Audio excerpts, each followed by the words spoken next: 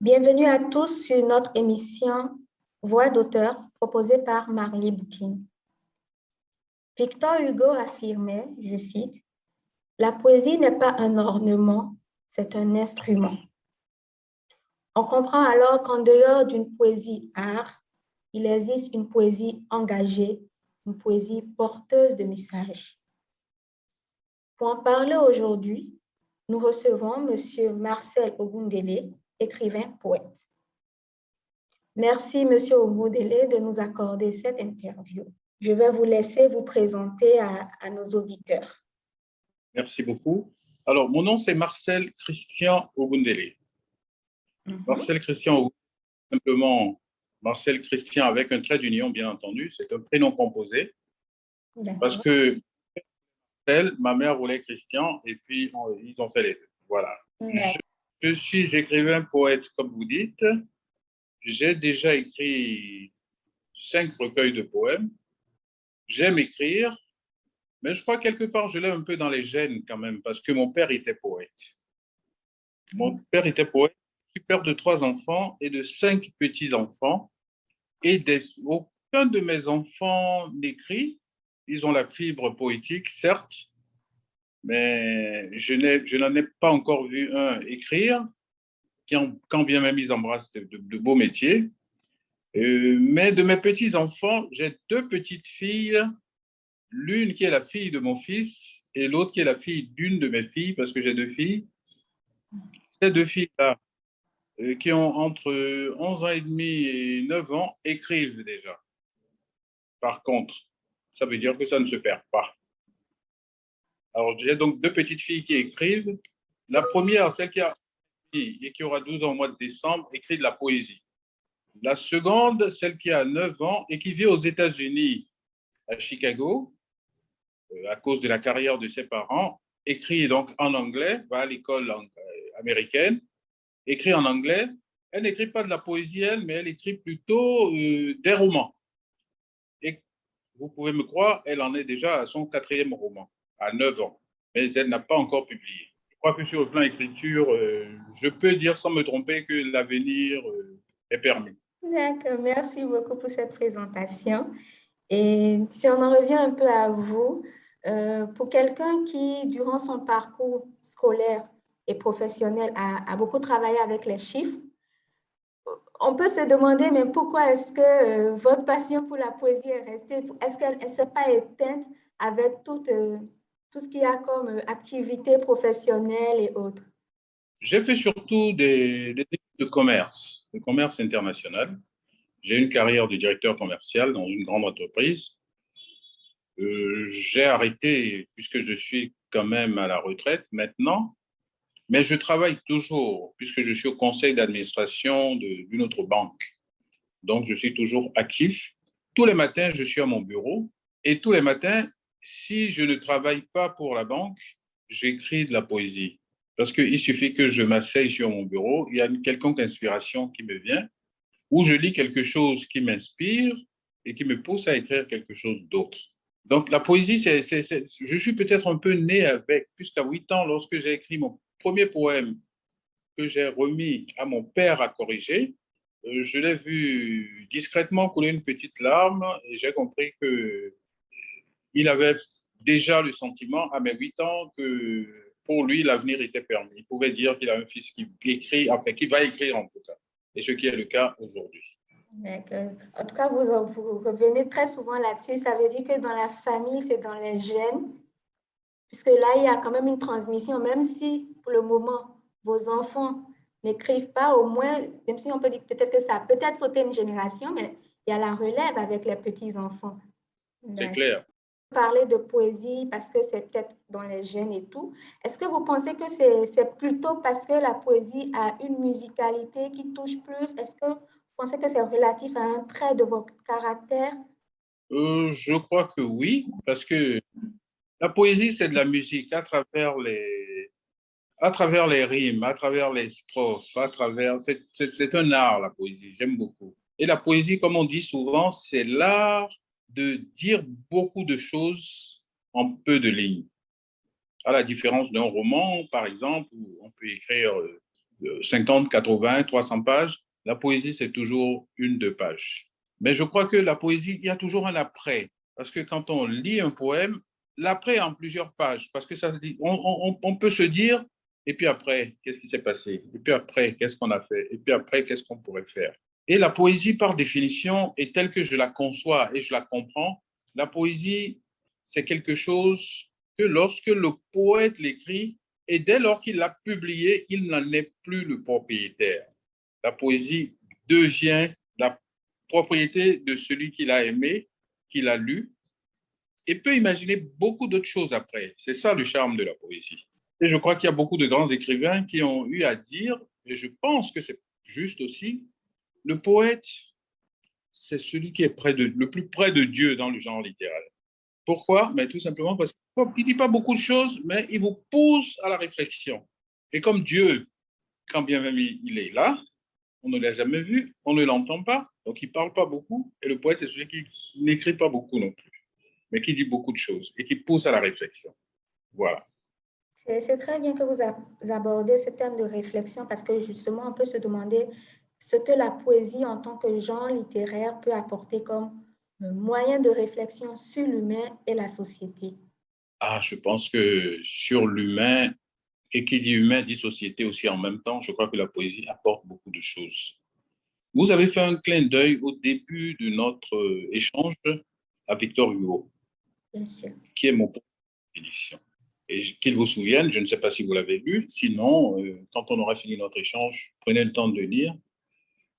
Il a un poème magnifique qui s'appelle « Ceux qui vivent, ce sont ceux qui luttent ».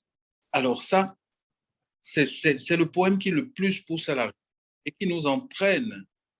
Vous permettez que je déclame 2 ou 3 petites lignes? Bien sûr, bien sûr. Nous sommes toutes oui. Alors, ceci, et c'est un peu mon bréviaire, je l'ai dans mon sac tous les jours. Ceux qui vivent, ce sont ceux qui luttent, ceux dont le cœur est bon, ceux dont les jours sont pleins. Ceux-là vivent, Seigneur, les autres, je les plains. Il ne s'agit pas de Victor Hugo aujourd'hui, donc je m'en arrête là. Vous voyez, c'est révélateur de la vie, c'est le travail au quotidien. La vie, c'est la remise en question de soi-même. La vie, c'est accompagner les autres. La vie, c'est aider. Et Victor Hugo, je trouve que tous ses poèmes sont toujours autour d'une réflexion.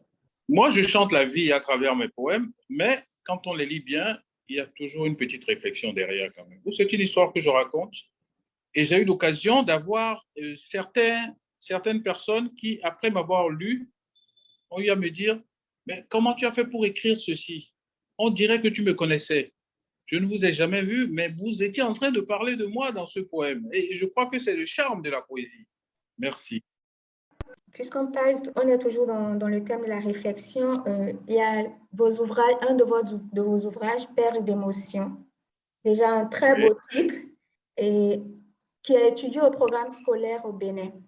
Donc, est-ce que pour inciter à la réflexion, vous pensez que ce livre-là, vu qu'il est étudié par un jeune public, c'est une façon de très tôt les amener à mieux penser, à penser la société autrement à travers votre ouvrage? Utiliser comme moyen de réflexion, c'est peut-être trop prétentieux, mais une contribution, je dirais peut-être à la réflexion, une contribution à la sensibilisation des jeunes, une contribution à l'éveil des jeunes sur des choses importantes et en même temps très simples. Lorsque je parle de ma douce amie, par exemple, je parle d'une handicapée. Je voudrais que les jeunes soient sensibles à ce genre de choses et comprennent. Lorsque je parle d'un vieil ami qui est décédé, la mort fait partie de notre vie aussi. C'est une contribution à la réflexion, c'est ces jeunes. Ainsi, Barack Obama, la jeunesse, Barack Obama était une poussée immense pour nous tous lorsqu'il a accédé à la présidence aux États-Unis, ainsi de suite. Et puis des petites choses qui n'ont l'air de rien, mais qui ont un sens. Donc, mon rêve, c'est de contribuer à la sensibilisation vers les enfants. D'accord. Est-ce que vous pouvez nous parler un peu plus de votre ouvrage Perles d'émotion? Il y a un poème dans cet ouvrage qui s'appelle Perles d'émotion. Et si vous me permettez, avant de l'expliquer, je vais le déclamer un petit peu. D'accord. Alors, en fait, c'est de la réflexion pour moi-même, c'est de la réflexion pour les autres qui auront l'occasion de me lire. Et en même temps, c'est un vœu pieux que je me fais, aussi bien pour moi que pour ma progéniture. Alors, perle d'émotion. Dans l'album de Dieu apparaît une image. Les nuages ont reforgé un visage. Toi, la main de la main de ma main. La main de la main de ma main, je parle de mon petit enfant. D'accord? Oui. Page innocent, sur des pages de la vie, tu feras du gribouillage que le profane prendra dans son apprentissage pour des œuvres d'art. La même main taillera des mots qui, aux orphelins, guériront les maux, M-A-U-X. Tes mots seront si beaux que tu seras mon héros. Et tes mots arroseront les plantes de ma poésie qui poussera sans pluie. Aussi, ta main écrira un bel ouvrage dont le monde entier ouvrira les pages, caressant mon vœu pieux, je serai heureux. Le bonheur se lira dans mes yeux. À nouveau, dans le ciel, je verrai une image, c'est ton visage qu'auront dessiné les nuages, et c'est alors, dans ma liesse et mon exaltation, que je verrai ta grande consécration et de mes yeux couleront des perles d'émotion. C'est tout simplement un rêve. Voilà. Je me faisais un rêve de voir un de mes enfants prendre la plume. Et ce rêve, quelque part, est exaucé aujourd'hui, puisqu'il y en a deux qui prennent la plume. Bien Il y en sûr. aura peut-être. Donc, vous savez, quand on regarde, je crois que ça a dû vous arriver aussi, quand on regarde, surtout quand on est gamin ou gamine, quand on regardait dans le ciel, à force de regarder attentivement les nuages, on percevait des choses qui avaient un sens pour nous. Ou c'est la tête d'un humain, ou c'est une fleur, ou c'est un arbre, ainsi de suite. Oui. Voilà. Parlant d'album de Dieu, c'est-à-dire que c'est dans les nuages que j'ai vu celle ou celui qui prendra ma suite. Pour le moment, c'est ces deux filles qui prennent, donc, enfin, qui se préparent à prendre ma suite, qui ont même déjà pris la suite. Voilà. On peut dire alors que ce vœu a été exaucé.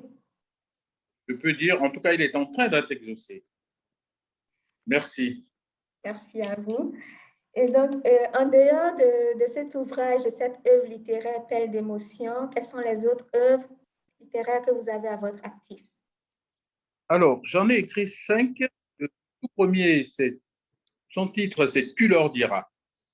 Tu leur diras. Il y a quand même 2 explications. Tu leur diras, j'écrivais mon premier recueil sans savoir où ça m'entraînerait. Donc, c'était un message. Si je ne continue pas jusqu'au bout, si je n'arrive pas à finir mon recueil, mais quelle que soit la personne qui prendra ma suite, tu leur diras ce que j'ai rêvé de faire, que je n'ai pas pu faire, que tu feras à ma place, ainsi de suite. Alors, ce recueil a un très beau poème aussi.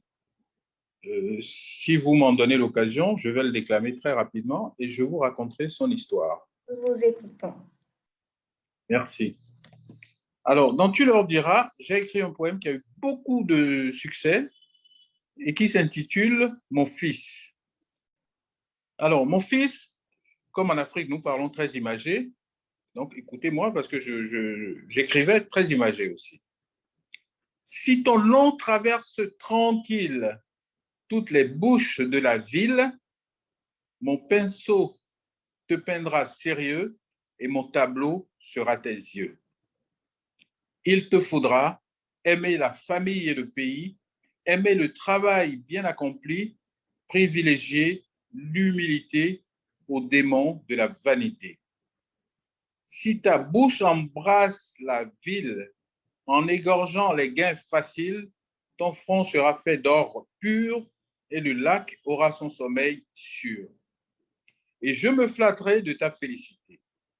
Et puis je vieillirai bien, ton succès sera le mien. Si ta main de jeunesse tranche la gorge à la paresse facile, à la paresse blanche, pardon, mon sang coulera comme un lac de fierté dans mon corps qui craque. Là, je commence par devenir vieux. Et quant au soir de ma vie, au cœur de ta vie, il te faudra me fermer les yeux. Là-bas aux cieux, je serai heureux. Alors, ça, c'est un poème que j'ai eu l'occasion d'écrire quand mon fils abordait, comment on l'appelle, l'âge de la maturité un petit peu. Donc, j'ai été inspiré dans un train un jour, et puis bon, je me suis mis à écrire, et voilà. Alors, ce poème a eu beaucoup de succès, a été apprécié, mais même paru dans un grand livre scolaire dans lequel il y a beaucoup d'écrits, des poèmes, des textes, ainsi de suite. Et j'ai eu quand même une réflexion. Autant j'ai eu beaucoup de succès par rapport à ce poème, mais il y a deux personnes, et je pense qu'il y en a beaucoup, s'ils en avaient croisé d'autres, ils l'auraient fait peut-être, il y en a eu beaucoup plus, il y en aura beaucoup plus certainement, mais il y a deux personnes qui m'ont dit, ton poème est très beau, ton poème est magnifique, mais nous, on n'est pas d'accord. Je dis, ah, pourquoi vous n'êtes pas d'accord? C'était deux personnes, hein, deux personnes séparées, un homme et une femme. Ils me disent, oui, mais tu écris quelque chose de magnifique à l'attention de ton fils. Beaucoup de personnes avec qui nous avons échangé se sont senties concernées pour leur fils qui est en train de grandir et qui va atteindre l'âge de la majorité. Alors, pourquoi tu nous exclus, nous? Je dis, mais je ne vous ai pas exclus. Qu'est-ce que vous voulez expliquer par là? De quoi s'agit-il? Il y en a un qui me répond, écoutez, moi j'ai deux enfants, j'ai deux filles. L'autre qui me dit, moi j'ai quatre filles. Alors, pourquoi un fils? Les filles ne sont pas concernées et j'ai dû corriger ce poème en l'intitulant Mon enfant, tout simplement, pour leur faire plaisir. D'accord. On voit que la famille a une place importante pour vous. Est-ce que votre sensibilité, vos deux poètes, vous aide en tant que parent? Je crois que oui. Parce que pour écrire de la poésie d'abord, il faut être quelqu'un d'un peu seul de temps en temps dans sa tête. Il faut être rêveur. Et pour quelques personnes qui me connaissent, ou ceux qui ne me connaissent pas bien et qui pensent me connaître et qui trouvent que je suis un peu bizarre, particulier, et parfois, pardon, que je suis un peu particulièrement bizarre, parfois, c'est qu'ils n'ont pas compris. J'espère qu'à travers votre émission, ils le comprendront. Vous savez, quand je suis avec des gens et que je me mets à rêver, c'est que l'écriture prend déjà le dessus. Et puis, je dois revenir à la raison aussi. Vous savez, un poète, c'est un rêveur. Un poète rêve à partir de n'importe quoi. Vous voyez quelque chose sur la route, vous voyez quelque chose qui vous plaît, quelque chose qui vous déplaît, mais il m'arrive de garer ma voiture et puis de me mettre à écrire. Et puis de repartir dès que j'ai écrit la petite phrase qui m'a plu. Donc la poésie, Oui. c'est dans votre quotidien. La poésie, c'est dans mon, Voilà, il c'est n'y a dans mon pas de quotidien. moment où vous êtes Monsieur Ongoudélé tel, le père, Monsieur Ongoudélé le professionnel, mais à chaque étape, à chaque moment, tout ce que vous faites, il y a une empreinte de poésie qui vous accompagne. Souvent, quand je fais mon travail, je fais l'effort d'oublier la poésie, mais dès que vient le moment de repos, la poésie reprend toujours le dessus. Et souvent, c'est le vendredi soir. Le vendredi soir, quand j'ai fini ma semaine et que j'ai dîné avec ma famille et que je me retrouve un peu seul à écouter un peu de musique, je ne sais pas ce qui m'arrive, brutalement, j'arrête le son de la musique, je me mets à rêver, je suis assis quelque part dans un coin de la maison, dans un fauteuil, tranquille, et puis la poésie vient. D'accord. Donc, je disais que c'est le moment le plus passionnant de ma semaine, je dirais. Le vendredi soir. Tard la nuit, à 23 heures. C'est là que l'inspiration, elle monte plus, elle monte davantage. Vous vous sentez en connexion avec Dieu, puisque tout à l'heure, vous avez fait un parallèle avec Dieu, que le poète était celui le plus proche, l'écrivain le plus proche de Dieu. Je suis un croyant et je suis convaincu moment donné, Dieu me rappelle à l'écriture. D'accord. Donc, si vous n'écriviez pas de la poésie, puisque de toute façon, vous voulez vous exprimer quelque chose à travers la poésie. Si vous si vous n'écriviez pas de la poésie, quel autre genre littéraire aurez-vous peut-être écrit? Honnêtement, je ne sais pas, parce que écrire un roman, je ne pense pas que j'aurais cherché à écrire plusieurs pages d'un livre. Des nouvelles, il m'est arrivé d'écrire quelques nouvelles quand j'étais beaucoup plus jeune, mais franchement, dans l'âme, je suis poète. Si je n'écrivais pas la poésie, ben, vous savez ce que je ferais? Non, dites-nous. C'est la poésie ou rien. D'accord. Maintenant, entre deux poètes que nous connaissons très bien, Wole Soyinka et Léopold Sédar Senghor, vous penchez plus pour qui? Les écrits de quel de ces poètes-là vous interpellent le plus? Ben, vous me demandez de juger plus ou moins deux grands et célèbres écrivains poètes. Je dis deux grands écrivains célèbres pour la simple raison que Wole Soyinka a été Nobel de littérature et Léopold Sédar Senghor est académicien, le premier académicien de l'Académie française noire. Mais ces deux sont magnifiques, c'est sûr. Wole Soyinka, un peu politique, Léopold Sédar Senghor, politique aussi, puisqu'il a été chef d'État, écrivain, poète, chef d'État. Je dirais peut-être plus Senghor parce que il écrit en français, enfin il écrivait en français, Wole Soyinka en anglais, et je suis plus sensible à tout ce qui est écrit d'abord en français, quand bien même je lis un peu l'anglais.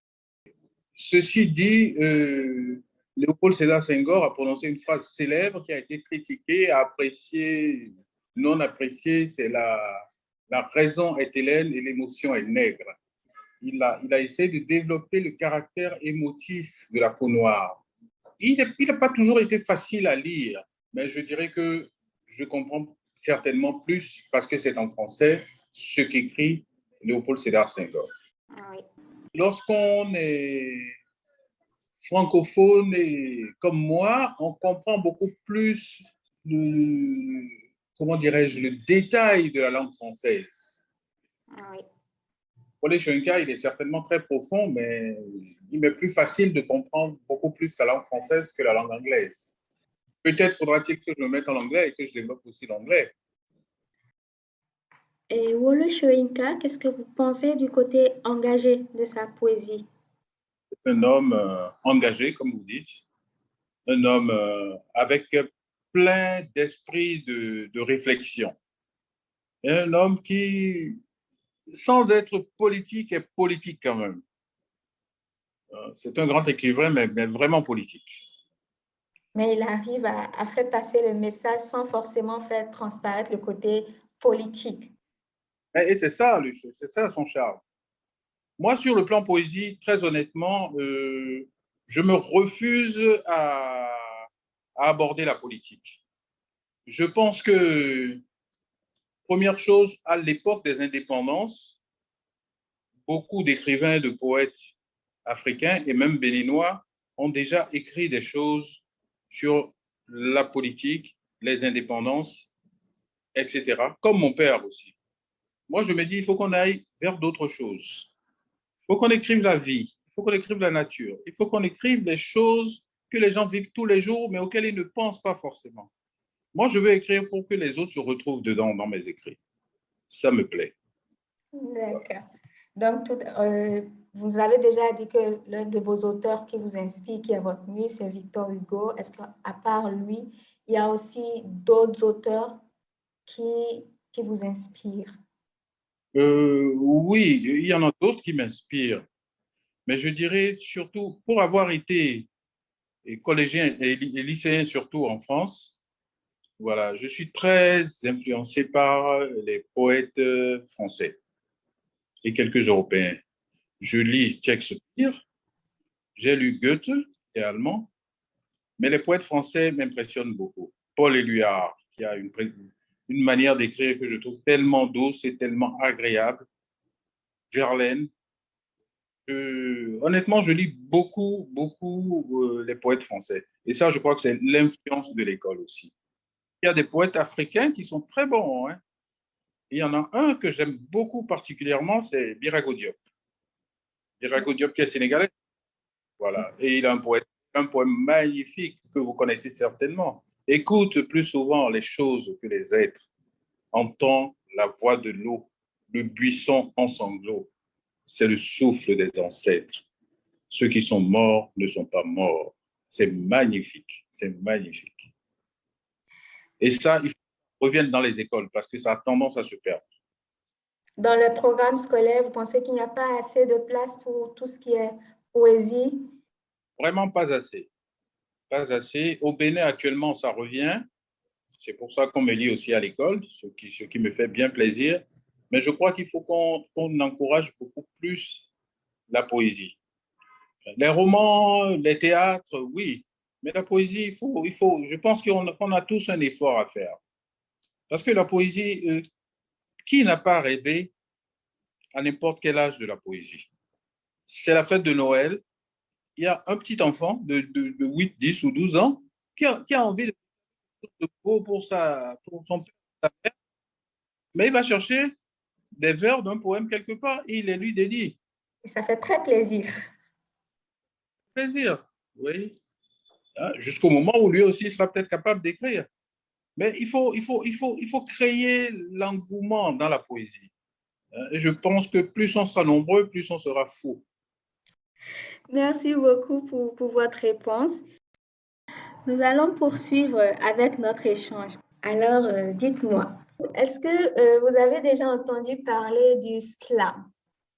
Oui, j'ai entendu parler du slam, qui est un genre littéraire qui peut s'apparenter à la poésie, mais qui n'est pas tout à fait de la poésie pure et dure.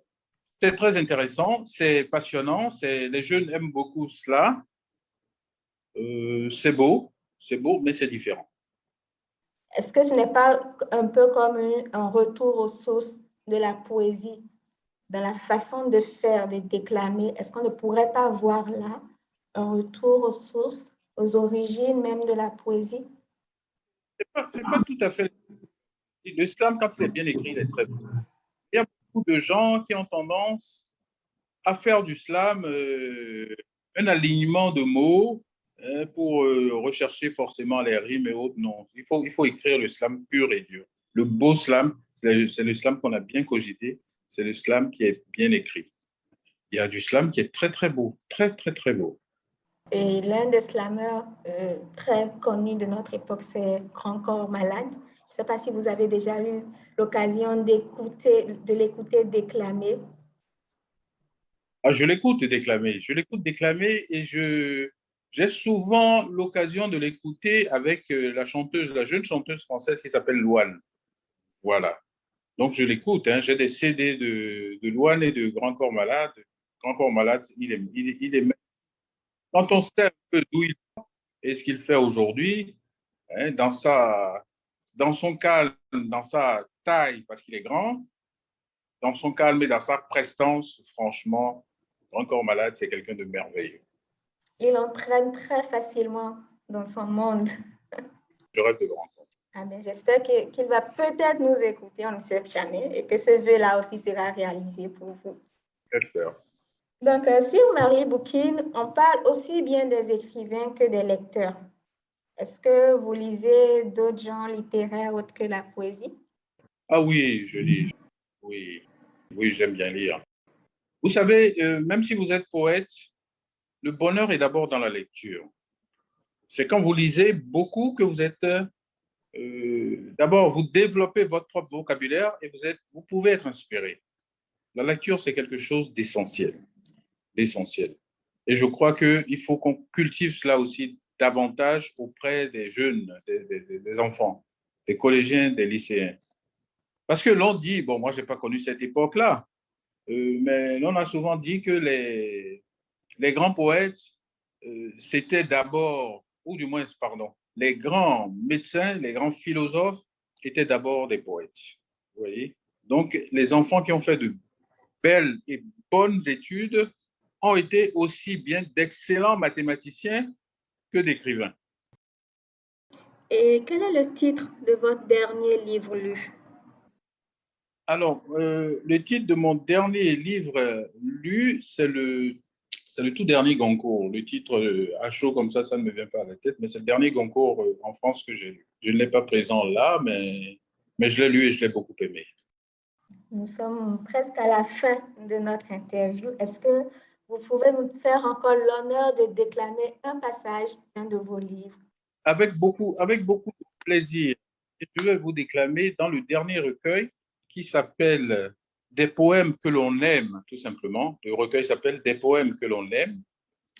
Alors, j'ai écrit quelque chose qui s'intitule Trop n'est jamais assez. Et là, c'est un clin d'œil que je fais à tout le monde parce qu'il il faut pas croire qu'on a fini de faire ceci, qu'on a fini d'apprendre.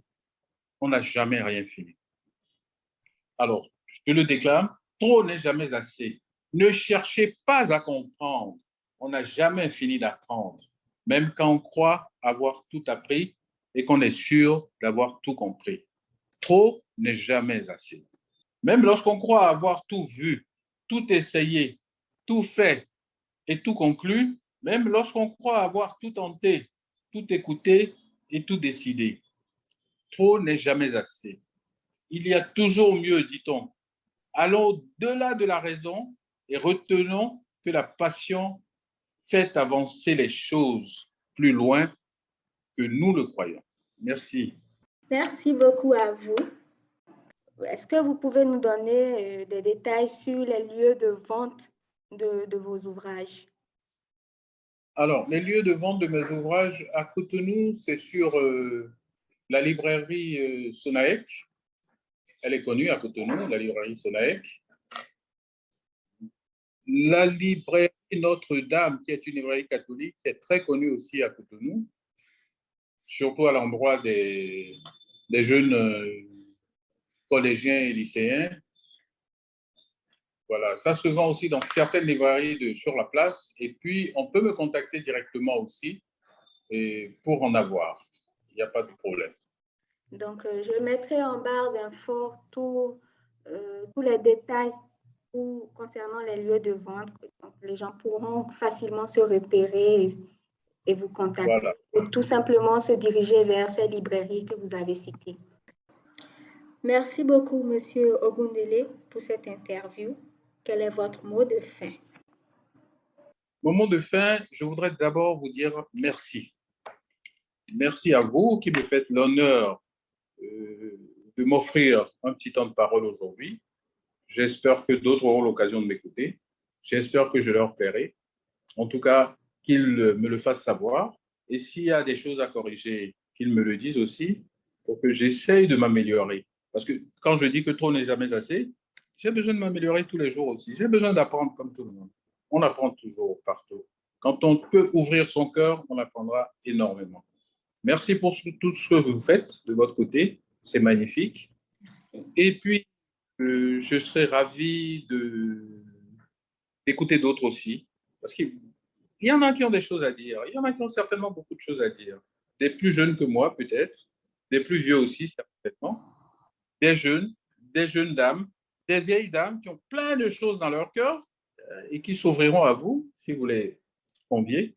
Et puis quoi? L'avenir, c'est devant. Merci beaucoup, Monsieur Ogundele. Merci, chers auditeurs, de nous avoir suivis. Nous allons vous laisser en barre d'infos les informations nécessaires pour retrouver les lieux de vente des différents recueils de Monsieur Marcel Christian Ogundele. Nous disons à bientôt pour de prochaines découvertes. À bientôt sur Marie Boukine.